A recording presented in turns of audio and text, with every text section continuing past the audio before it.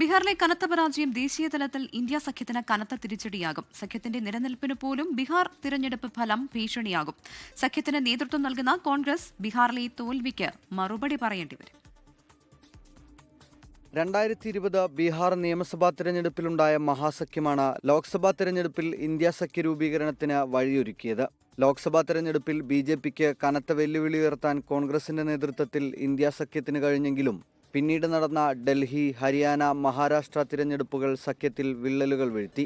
ബീഹാർ തീവ്ര വോട്ടർ പട്ടിക പരിഷ്കരണമാണ് പിന്നീട് സഖ്യത്തെ ചേർത്ത് നിർത്തിയത്.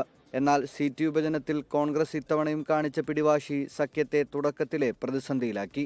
വോട്ടുചോരി പ്രചാരണത്തിൽ പ്രധാന അജണ്ടയാക്കിയതിലും തേജസ്വി യാദവിനെ മുഖ്യമന്ത്രി സ്ഥാനാർത്ഥിയായി അംഗീകരിക്കാൻ തുടക്കത്തിൽ മടി കാണിച്ചതും ആദ്യഘട്ട വോട്ടെടുപ്പിന് തലേന്ന് നടത്തിയ വാർത്താ സമ്മേളനത്തിലൂടെ രാഹുൽ ഗാന്ധി ബീഹാർ കൈവിടുമെന്ന സന്ദേശം നൽകിയതിലും സഖ്യകക്ഷികൾക്ക് കോൺഗ്രസിനോട് കടുത്ത അതൃപ്തിയുണ്ട്.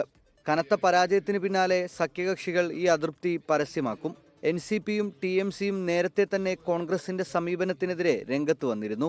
എന്നാൽ എക്കാലവും ഉറച്ചുനിന്ന RJD കൂടി കൈവിട്ടാൽ കോൺഗ്രസ് പ്രതിസന്ധിയിലാകും. 2 ആഴ്ചയ്ക്കകം ശീതകാല സമ്മേളനം ആരംഭിക്കാനിരിക്കെ പാർലമെന്റിലും കോൺഗ്രസ് പ്രതിരോധത്തിലാകും.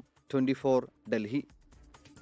ലോകത്തെവിടെയായാലും ഏത് സമയത്തും 24 വാർത്തകളും ഓഗ്മെന്റഡ് റിയാലിറ്റി പാക്കേജുകളും എക്സ്പ്ലെയിനറുകളും വിശദമായി കാണാൻ ഞങ്ങളുടെ YouTube ചാനൽ നിങ്ങൾക്ക് സബ്സ്ക്രൈബ് ചെയ്യാം.